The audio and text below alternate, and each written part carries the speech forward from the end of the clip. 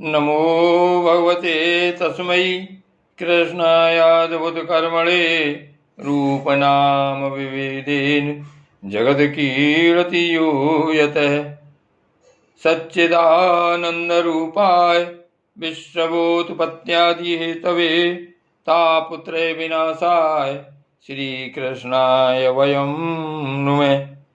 श्रीमद्भागवत महापुराण दसम स्कंध पूर्वार्ध 43वां अध्याय कुबलिया पीड़ का उद्धार और अखाड़े में प्रवेश।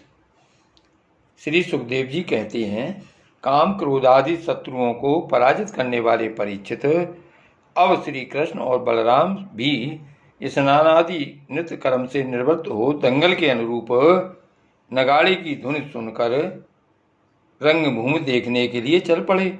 भगवान श्री कृष्ण ने रंगभूमि के दरवाजे पर पहुंचकर देखा कि वहां महावत की प्रेरणा से कुबलिया पीड़ नाम का हाथी खड़ा है। तब भगवान श्री कृष्ण ने अपनी कमर कस ली और घुंघरादी अलकें समेट ली तथा मेघ के समान गंभीर वाणी से महावत को ललकार कर कहा, महावत, ओ महावत, हम दोनों को रास्ता दे दो, हम दोनों को रास्ता दे दे, हमारे मार्ग से हट जा। अरे सुनता नहीं, देर मत कर, नहीं तो मैं हाथी के साथ अभी तुझे यमराज के घर पहुंचाता हूं।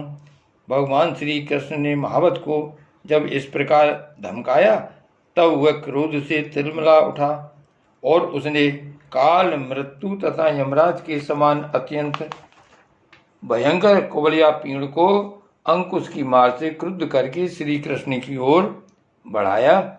कुबलिया पीड़ ने भगवान की ओर झपटकर उन्हें बड़ी तेजी से सूंड में लपेट लिया, परंतु भगवान सूंड से बाहर सरक आए और उसे एक घूंसा जमाकर उसके पैरों के बीच में जा छिपे। उन्हें अपने सामने न देखकर कुबलिया पीड़ को बड़ा क्रोध हुआ। उसने सूंघ कर भगवान को अपनी सूंड से टटोल लिया और पकड़ा भी, परंतु उन्होंने बलपूर्वक अपने को उससे छुड़ा लिया। इसके बाद भगवान उस बलवान हाथी की पूंछ पकड़कर खेल खेल में ही उसे 100 हाथ तक पीछे घसीट लाए, जैसे गरुड़ सांप को घसीट लाते हैं जिस समय घूमते हुए बछड़े के साथ बालक घूमता है, अथवा स्वयं भगवान श्री कृष्ण जिस प्रकार बछड़ों से खेलते थे वैसे ही वे उसकी पूंछ पकड़कर उसे घुमाने और खेलने लगे। जब वह दाएं से घूमकर उनको पकड़ना चाहता तब वे बाएं आ जाते और जब वह बाएं की ओर घूमता तब वे दाएं घूम जाते।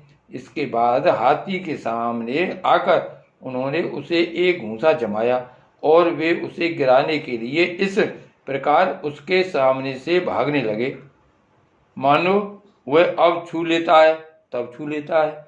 भगवान श्री कृष्ण ने दौड़ते दौड़ते एक बार खेल खेल में ही पृथ्वी पर गिरने का अभिनय किया और झट वहां से उठकर भाग खड़े हुए। उस समय वह हाथी जल भुन रहा था। उसने समझा कि वे गिर पड़े और बड़े जोर से अपने दोनों दांत धरती पर मारे। जब कुबलिया पीड़ का यह आक्रमण व्यर्थ हो गया तब वह और भी चढ़ गया। महावतों की प्रेरणा से वह क्रुद्ध होकर भगवान श्री कृष्ण पर टूट पड़ा। भगवान मधुसूदन ने जब उसे अपनी ओर झपटते देखा तब उसके पास चले गए और अपने एक ही हाथ से उसकी सूंड पकड़कर उसे धरती पर पटक दिया। उसके गिर जाने पर भगवान ने सिंह के समान खेली खेल में उसे पैरों से दबाकर उसके दांत उखाड़ लिए और उन्हीं से हाथी और महावतों का काम तमाम कर दिया। परीक्षित, मरे हुए हाथी को छोड़कर भगवान श्री कृष्ण ने हाथ में उसके दांत लिए ही रंगभूमि में प्रवेश किया। उस समय उनकी शोभा देखने ही योग्य थी। उनके कंधे पर हाथी का दांत रखा हुआ था, शरीर रक्त और मध की बूंदों से सुशोभित था और मुख कमल पर पसीने की बूंदें झलक रही थीं। परीक्षित, भगवान श्री कृष्ण और बलराम दोनों के ही हाथों में कुबलिया पीड़ के बड़े बड़े दांत शस्त्र के रूप में सुशोभित हो रहे थे और कुछ ग्वाल बाल उनके साथ साथ चल रहे थे। इस प्रकार उन्होंने रंगभूमि में प्रवेश किया। जिस समय भगवान श्री कृष्ण बलराम जी के साथ रंगभूमि में पधारे, उस समय वे पहलवानों को वज्र कठोर शरीर, साधारण मनुष्यों को नर रतन, स्त्रियों को मूर्तिमान कामदेव, गोपों को स्वजन, दुष्ट राजाओं को दंड देने वाले शासक, माता पिता के समान बड़े बूढ़ों को शिशु, कंस को मृत्यु, अज्ञानियों को विराट, योगियों को परम तत्व और भक्त श्रोमणी वृष्णिवंशियों को अपने इष्ट देव जान पड़े। सबने अपने अपने भावानुरूप क्रमशः रौद्र, अद्भुत, श्रृंगार, हास्य, वीर, वात्सल, भयानक, बीभत्स, शांत और प्रेम भक्ति रस का अनुभव किया। राजन, वैसे तो कंस बड़ा धीर वीर था, फिर भी जब उसने देखा कि इन दोनों ने कुबलिया पीड़ को मार डाला, तब उसकी समझ में यह बात आई कि इनको जीतना तो बहुत कठिन है। उस समय वह बहुत घबरा गया। श्री कृष्ण और बलराम जी की बाहें बड़ी लंबी लंबी थीं। पुष्पों के हार, वस्त्र और आभूषण आदि से उनका वेश विचित्र हो रहा था। ऐसा जान पड़ता था मानो उत्तम वेश धारण करके दो नट अभिनय करने के लिए आए हों, जिनके नेत्र एक बार उन पर पड़ जाते बस लग ही जाते। यही नहीं, वे अपनी कांति से उसका मन भी चुरा लेते। इस प्रकार दोनों रंगभूमि में शोभायमान हुए। परीक्षित, मंचों पर जितने लोग बैठे थे वे मथुरा के नागरिक और राष्ट्र के जन समुदाय पुरुषोत्तम भगवान श्री कृष्ण और बलराम जी को देखकर इतने प्रसन्न हुए कि उनके नेत्र और मुख कमल खिल उठे, उत्कंठा से भर गए। वे नेत्रों के द्वारा उनकी मुख माधुरी का पान करते करते तृप्त ही नहीं होते थे, मानो वे उन्हें नेत्रों से पी रहे हों, जिह्वा से चाट रहे हों, नासिका से सूंघ रहे हों और भुजाओं से पकड़कर हृदय से सटा रहे हों। उनके सौंदर्य, गुण, माधुर्य और निर्भयता ने मानो दर्शकों को उनकी लीलाओं का स्मरण करा दिया और वे लोग आपस में उनके संबंध की देखी सुनी बातें कहने सुनने लगे। ये दोनों साक्षात भगवान नारायण के अंश हैं। इस पृथ्वी पर वसुदेव जी के घर में अवतीर्ण हुए हैं। अंगुली से दिखाकर ये सांवले सलोने कुमार देवकी के गर्भ से उत्पन्न हुए थे। जन्मते ही वसुदेव जी ने इन्हें गोकुल पहुंचा दिया था। इतने दिनों तक ये वहां छिपकर रहे और नंद जी के घर में ही पलकर इतने बड़े हुए। इन्होंने ही पूतना, तृणावत, शंखचूर्ण, केसी और धेनुक आदि का तथा और भी दुष्ट दैत्यों का वध तथा यमलार्जुन का उद्धार किया। इन्होंने ही गौ और ग्वालों को दावानल की ज्वाला से बचाया था। कालिय नाग का दमन और इंद्र का मान मर्दन भी इन्होंने ही किया था। इन्होंने 7 दिनों तक एक ही हाथ पर गिरिराज गोवर्धन को उठाए रखा और उसके द्वारा आंधी, पानी तथा वज्रपात से गोकुल को बचा लिया। गोपियां इनकी मंद मंद मुस्कान, मधुर चितवन और सर्वदा एक रस प्रसन्न रहने वाले मुखार बिंद के दर्शन से आनंदित रहती थीं और अनायास ही सब प्रकार के तापों से मुक्त हो जाती थीं।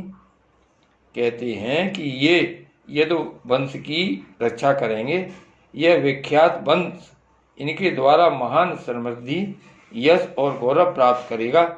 ये दूसरे इन्हीं श्याम सुंदर के बड़े भाई कमल नयन श्री बलराम जी हैं। हमने किसी किसी के मुंह से ऐसा सुना है कि इन्होंने ही प्रलंबासुर, वत्सासुर और बकासुर आदि को मारा है।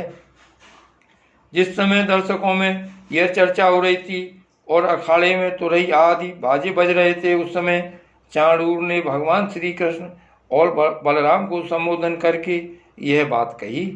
नंदनंदन श्री कृष्ण और बलराम जी, तुम दोनों वीरों के आदरणीय हो। हमारे महाराज ने यह सुनकर कि तुम लोग कुश्ती लड़ने में बड़े निपुण हो, तुम्हारा कौशल देखने के लिए तुम्हें यहाँ बुलवाया है।